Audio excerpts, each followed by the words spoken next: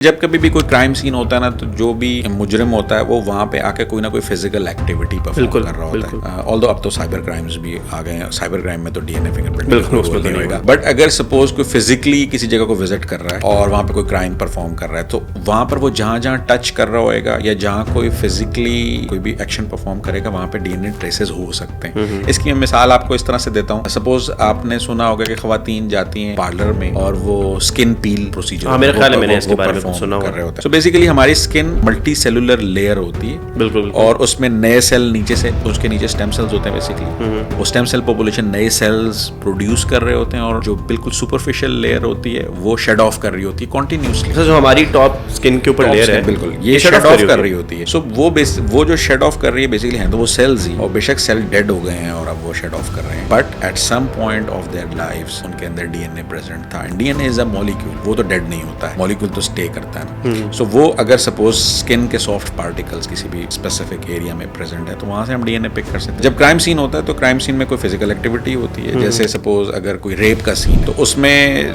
जो एक्यूजर है और जो बेचारा विक्टिम है, विक्टिम अपने आप को सेव करने के लिए मे बी उसको स्क्रैच करेगा या कोई खींचातानी होगी या उसका ब्लड निकल सकता है। अगर स्क्रैच करेगा तो नेल्स में स्किन सेल्स आ सकते हैं, और इसके अलावा ब्लड अगर सपोज कहीं गिर गया है हम उसको भी कैप्चर कर सकते हैं। ब्लड में देखें डीएनए तो प्रेजेंट है, ब्लड तो बेशक ड्राई हो जाएगा और सेल तो डेथ हो जाएगी फौरन, बट डीएनए जो कि एक मॉलिक्यूल है वो तो स्टे करेगा।